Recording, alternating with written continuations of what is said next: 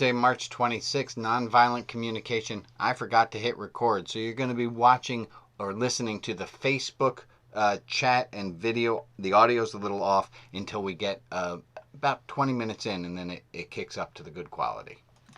No, I'm not. There, I'm going to stop the screen share. We're going to all go back to big picture. There we are. So I wanted to have a discussion today, and my friend Pierce, say hi to the people. Hi, people.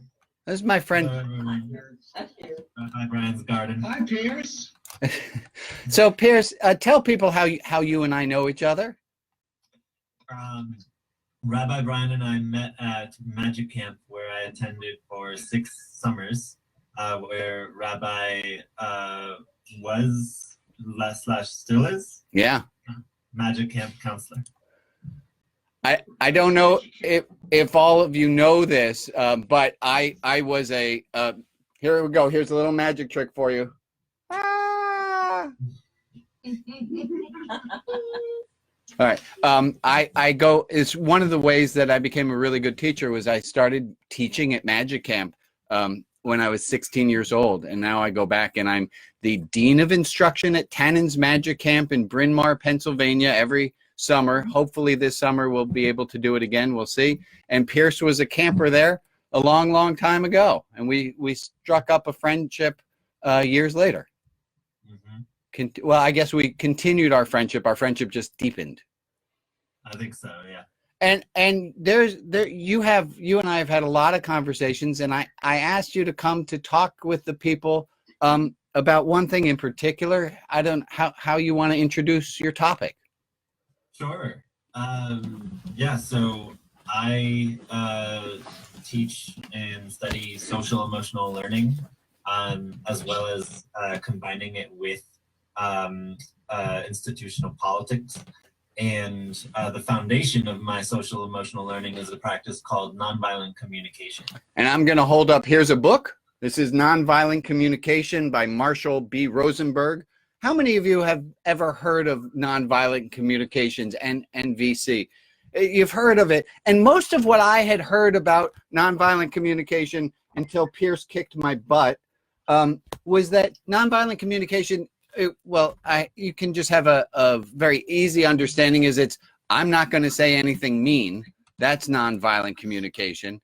But there is more to it than that. It was that you didn't say, and this fit very well theologically, that you didn't ever say he is bad, because then you're defining someone as bad. And the way it fit theologically is there's this notion in religion, and in Catholic circles, it's called via negativa, and Jews would just say you never define God as something. All you can do is you can say God isn't this and God isn't that, but you can't say God is a blank.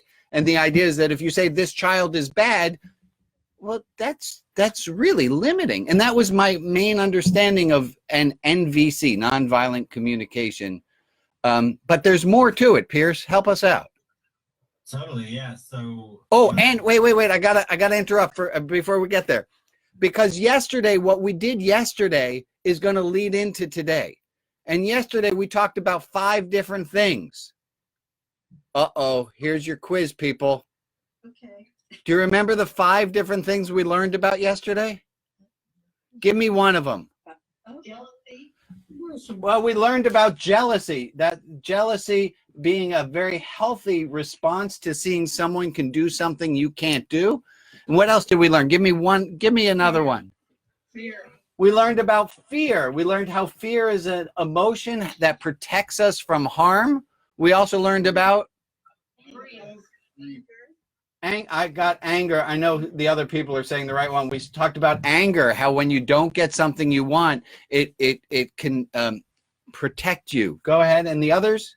Grief. Love. We talked about grief, about when you lose something, how important it is to mourn and to go through that process of grief to come out clean on the other side. And the last one we talked about was love. The idea that you can be exactly who you are. And I'll tell you a very quick anecdote on that one, and then I'll come back to Pierce. I slipped into a bit of depression not too long ago. and I had a really hard time, and it was bad, and I went on meds, and man, those meds worked amazing. But when I was having such a hard time, despite the fact that I exercise, despite the fact that I eat well, despite the fact that I was sharing with friends, and despite all that, I still, something chemically went wrong in my brain. The thing that was really hard for me was that people still loved me. And that was bizarre. It was bizarre that people could still like me, even though I wasn't feeling likable. So I just wanted to share that in case anybody else out there has ever had, anyone else have had a hard time feeling loved when you don't feel lovable? Me. I think I see a bunch of hands up there. Yeah, that's a common human thing. Pierce, okay, so we did talk about that. You use different words for those. So you take it away. I'm going to try to shut up now. Totally, yeah. So, Oh, hi, Jill. Glad you're here on audio. You're just here. Perfect timing. Go ahead, Pierce. yeah, so like a lot of misconception around nonviolent communication is that idea that it's just we're gonna say nice things to each other and like not allowed to engage in conflict. And then some of the things that nonviolent communication gets reduced to are things that I think naturally flow out of the model it does propose. The basic idea of nonviolent communication is we're trying to focus on 4 components. There's observations, feelings, needs, and requests. Observations, feelings, needs, and requests. Observations. Tell us about that. Yeah, totally. So to go along with the negativa thing, I think it's really helpful to understand what each of those things are by distinguishing them from what they're not. So it's observations, feelings, needs, requests, not judgments, what we call non-feelings, wants or strategies, and demands. And I've messaged those into the chat for people to. Oh, good, because my notes are a little scribbly. No problem. What was the opposite of observation? Yeah, so if we go through in order, we're looking at observation versus judgments. Uh-huh. Oh, do y'all know that one? Yeah. So let me take a little bit about that. If I say this internet is slow, is that an observation or a judgment? It's an observation. I hate this internet. I hate this internet. This internet sucks. Observation or judgment? Judgment. And it's amazing how close we don't even see a lot of the times that that it's a judgment. Observations are just flat. That's a fact. Nobody can argue with. Judgment, that's a little trickier. And I often have said the more space you can get between observing something and judging it, the cleaner you can be in your life. Back to you, Pierce. Amen. I like that, like having the more space, that being cleaner. I like that a lot. And I'll also say that don't get frustrated with yourself, up if you're having a hard time between those things, because there's a very wise person I know who quotes another very wise person that I forget where the original source was, but the quote is distinguishing between observation and judgment is the highest form of intelligence. Oh, yes. You might have heard Rabbi Brian mention that. Yeah, but I quoted somebody on saying that. Yeah, was it Krishnamurti? I think it was Krishnamurti. Okay, all right, cool. Yeah. Yeah. So if you aren't meeting the standard of the highest form of intelligence, I think that's okay. That We're on our way. We're getting there. But the way that I look at distinguish between an observation and a judgment is whether the thing is falsifiable. So that's a concept in like standard scientific method is you want to have a theory in science that is falsifiable, which means that if that it can be proven wrong if these circumstances, if the situation meets these circumstances. So if I say that I picked up this water bottle, that's falsifiable because I can say, look at a replay of what happened, and I can say whether I picked it up. If I say I snatched the water bottle, we can argue about that all day. There's no definition of what that means. And those are ways that we introduce our feelings and judgments into a statement. So we did observation versus judgment. The feeling, the opposite of feeling was it. And what is the goal of these four things? Why are we even learning these four things? What is the point here? Totally. So I think getting that space, like you said, between observation and judgments helps us get a little more breathing room and come at life more cleanly. I think that's the idea here, is that we better understand what it is we're responsible for and not responsible for. I'm responsible for the judgments that I make, but if I get confused about whether I'm stating a fact or a judgment, then I'm less clear on what my responsibility is, what I'm responsible for. Similarly, moving to the feelings versus feelings versus non-feelings, what we call them. So the difference there, the big clue anyway, is something is of a not feeling is if I say I feel that, then I'm stating a statement, a judgment, right? I feel like you're a butthead, right? That's a judgment. That's not an actual feeling in my body. Or you can say I feel verbed. So I could say I feel ignored, but I'm not really telling you how I'm feeling when I'm saying that I feel ignored. So we could do the feelings are I feel jealous, I feel fear, I feel anger, I feel grief, I feel love. Those are feelings. Yes. So in the way I think of them, I think of the big four. You like this one? I do. There's glad, sad, mad, and afraid. So you got glad, sad, mad, and afraid.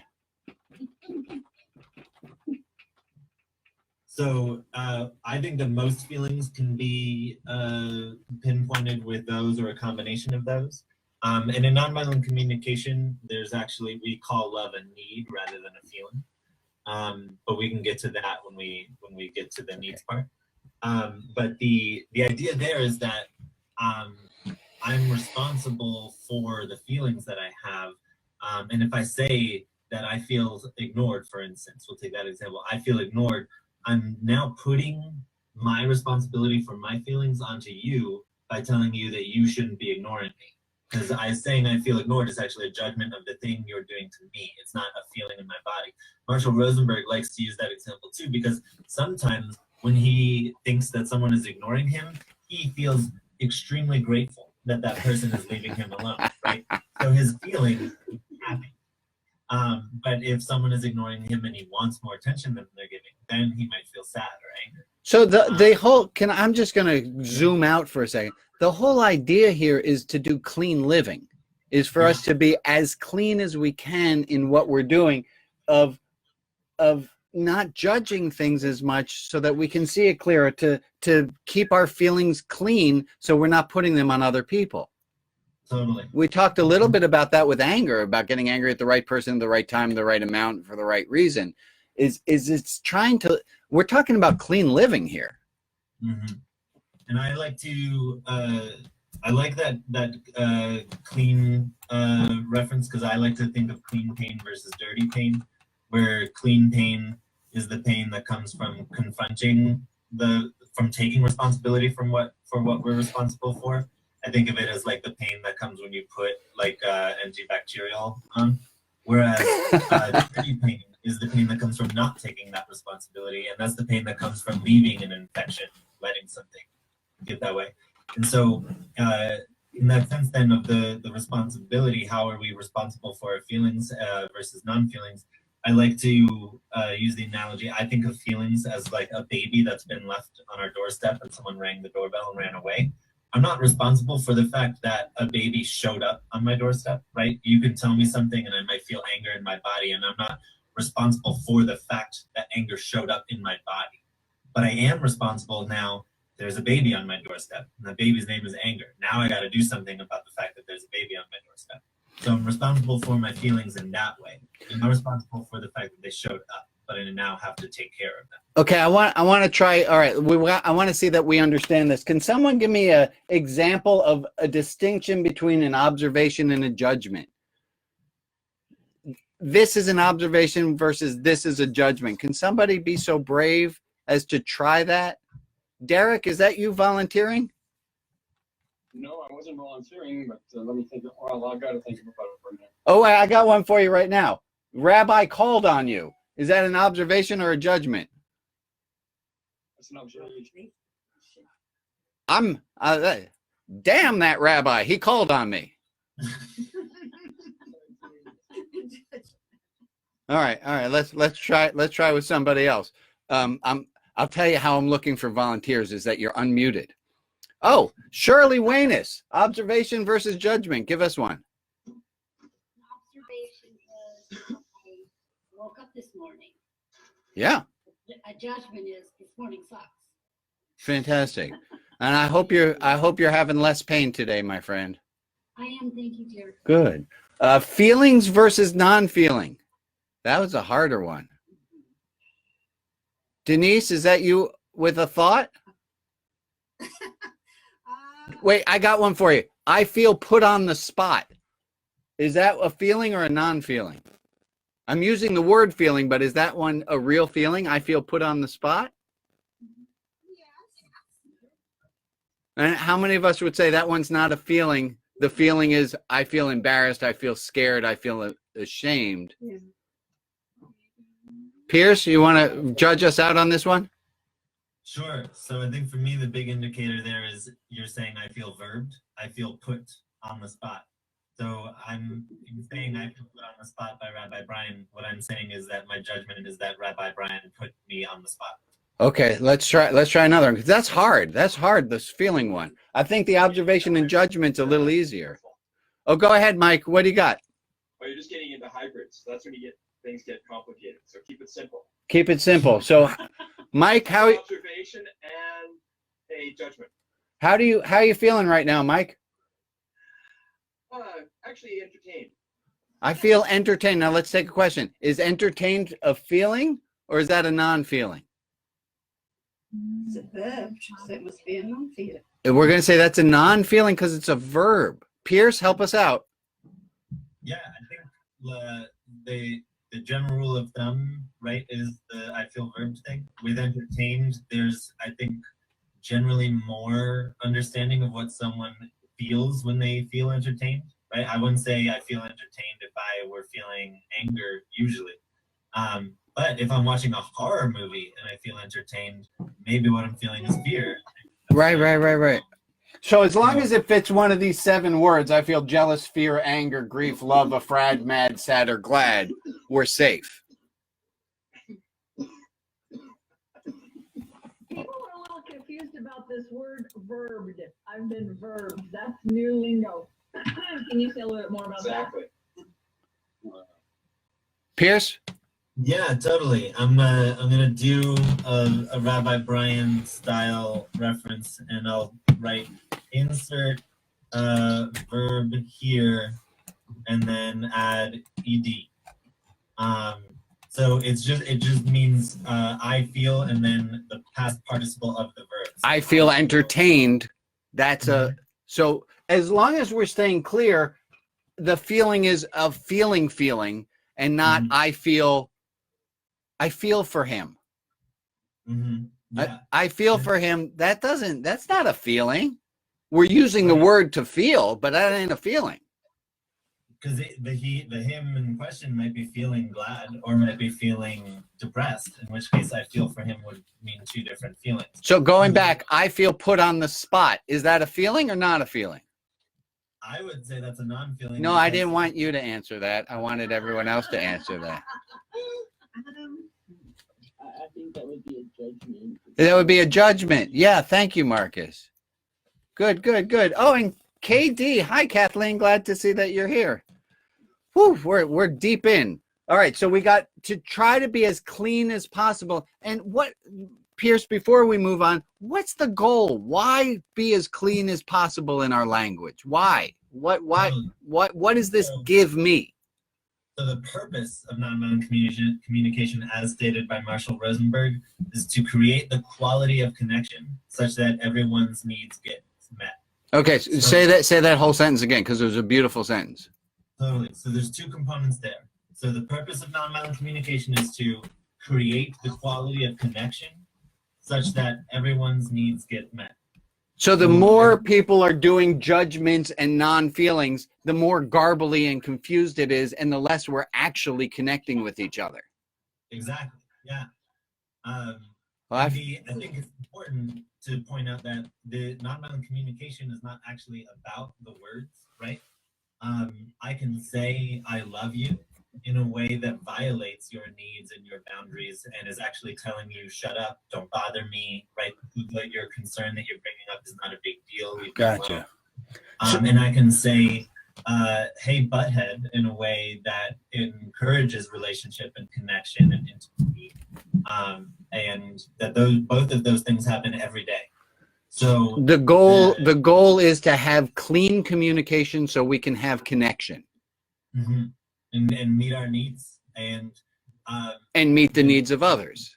Exactly. I got you. And that are we up to needs here or no? Yeah, we are. So the last thing on the words thing is that we're talking about words as a proxy for the way we navigate and move through the world. So you don't have to get too hung up on the words, just orienting what our focus is on. So observations versus judgments, feelings versus non-feelings, and then needs versus wants or strategies. Right. And so the distinguishing factor there in what makes something a need versus a want or a strategy is that a need is universal for every person on the planet. I need you to repeat that.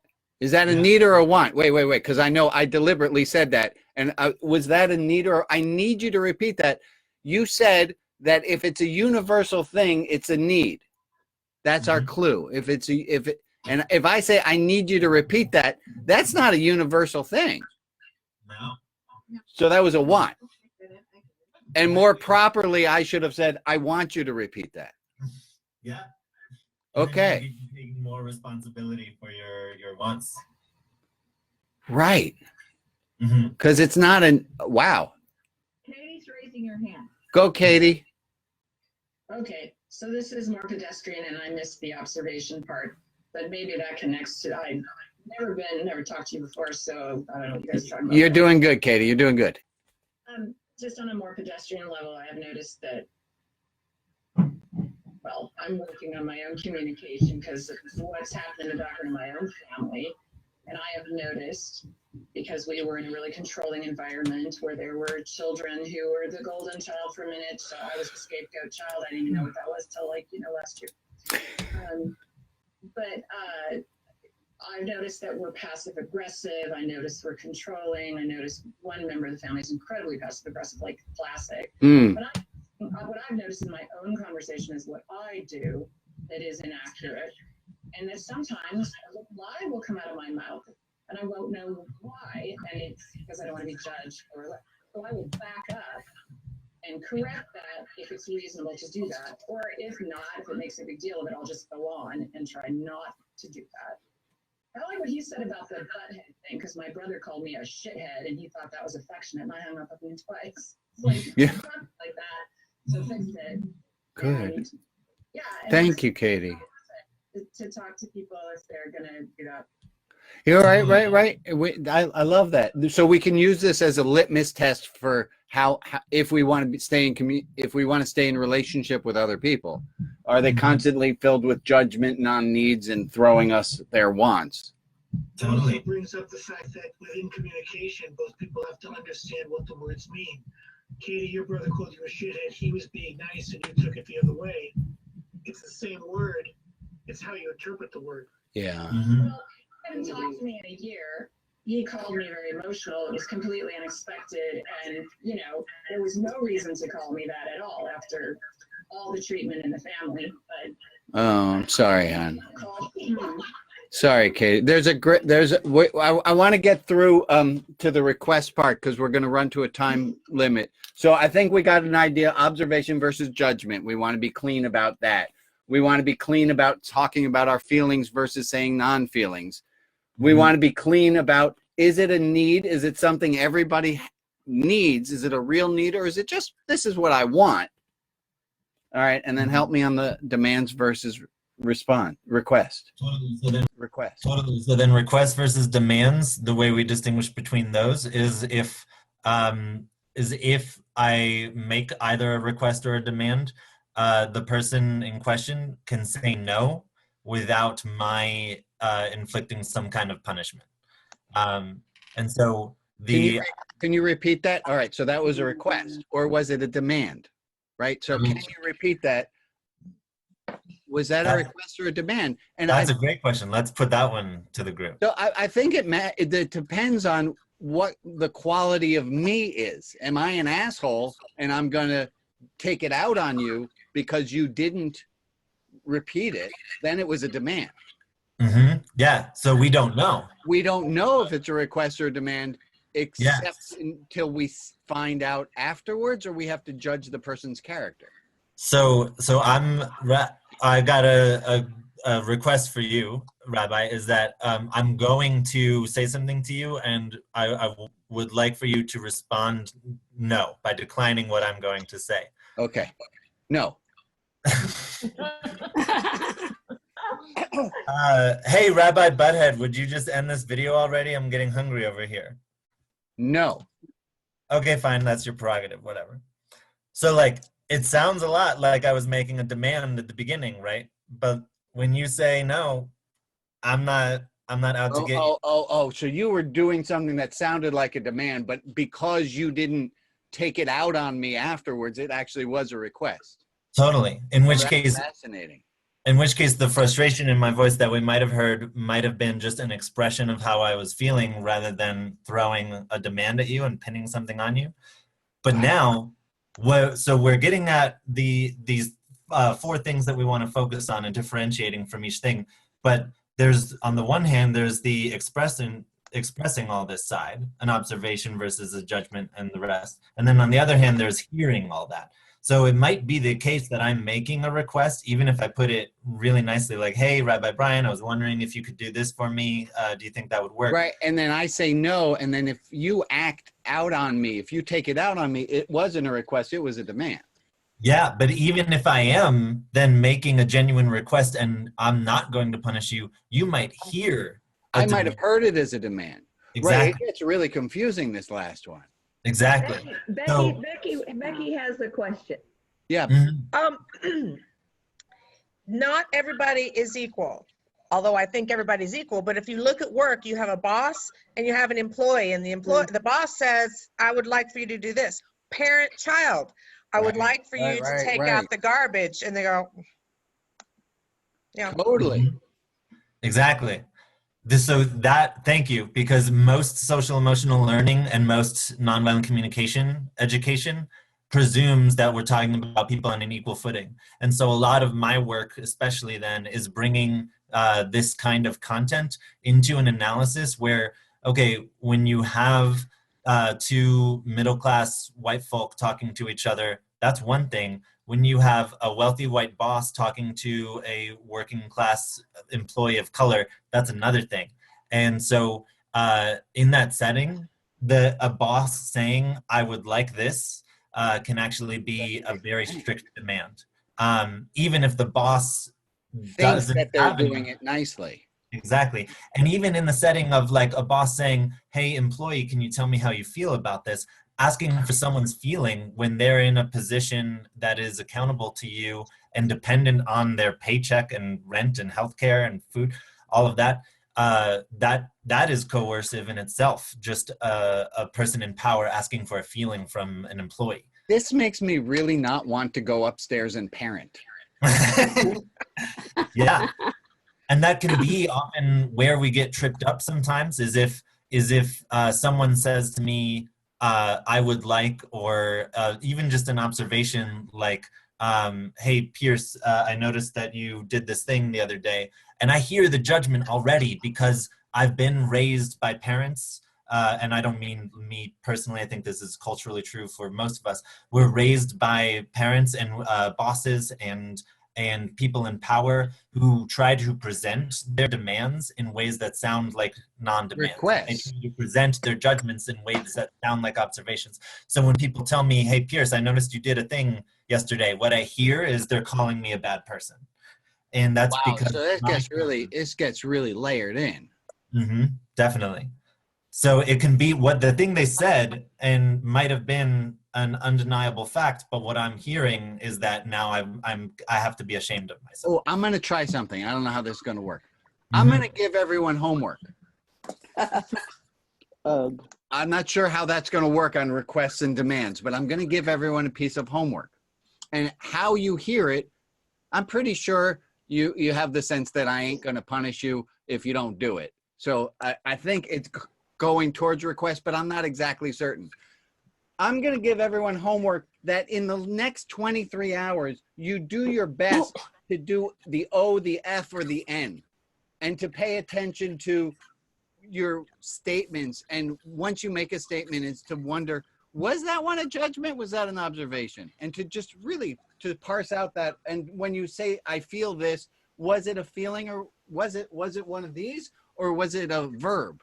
And when you ask for something, is it a need? When you say, I need you to pass the butter, I don't need any, like, that's not a universal thing. So that's going to be our homework. Request, smile. That's a request. Okay. That's fantastic, Pierce. This is a lot to think about. Absolutely. And I'll respond to Katie Bennett's comment, who says, I've already failed the homework. I'm home alone. I'll say, nonviolent communication, one of the things that I love about it is that we can practice this with ourselves, right? Yeah. So let's thinking about not expressing judgments to other people, but how often do we do something and we think, oh, I'm a shithead? Right. We observe ourselves. We judge ourselves. We tell ourselves you can do this in isolation. And so the next time you hear yourself, you catch yourself saying, oh, I'm a shithead, maybe that's a clue that you are feeling a type of way. Because judgments are often, actually, I think this gets at the James Baldwin quotation too that we had. Judgments are a clue that we're being overwhelmed by a feeling. All right, say that again. Say that again. Judgments are a clue that we are being overwhelmed by a feeling. Because, Rabbi, if you and I are having a heart-to-heart, and you're talking about some hard time you're going through, maybe you're frustrated, and I'm not overwhelmed by my own feelings in response to hearing you, I might say, like, yeah, I get that, like, totally, I'm with you, like, that's understandable, you're going through something right now. But if I'm overwhelmed, my response might be, yeah, well, Rabbi, because you're a shithead, and that's why you're in the situation you're in, right? That makes me think of something else. Oh, were you finished, Pierce? Do it, Kate. Yeah, please. Oh, so it's something Richard Rohr wrote, which is when people get angry, like if you're thinking about somebody and you're angry and you're working your way up to that feeling because you don't like the feeling that you're feeling. And I've noticed that I do that when I'm feeling anxious in the morning. I'll start having an imaginary talk with somebody I'm mad at, and it completely moves me out of the fefeeling, but it puts me in a repetitive cycle. So I don't know what else to do. It helps though. I have a want to notice the time boundary that's coming up. And I usually at the end of these, we say something that we learned back. Let's come back tomorrow and do some debrief there. I do have a quick announcement. I want to thank Joe Ludwig, Natasha, Pastor Mike, and Jack Lample, who all made some donations or bought merchandise from Religion Outside the Box to help this to go on. Anyone else who would like to, please do. Tomorrow is Bring a Friend Friday. I know it's kind of weird because this is like a religious organization and we're not like, hey, come with me to church. That can skeeve people out. If you have a friend who, like, they're in isolation too, say, I've been doing this thing for 6 times. It's not creepy. This rabbi's kind of cool. Bring them along. Bring a Friend Friday. That's tomorrow. Okay, I want to thank you, Pierce. I'll give you a call and say much more about how thankful I am for what you're doing.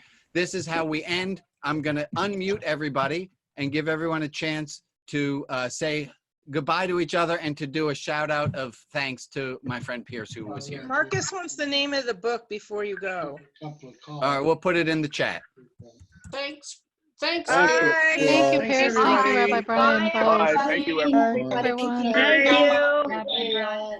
Meditation helps people gain clarity and calm, but the instructions on how to meditate are often constricting, confusing, boring, well, they suck.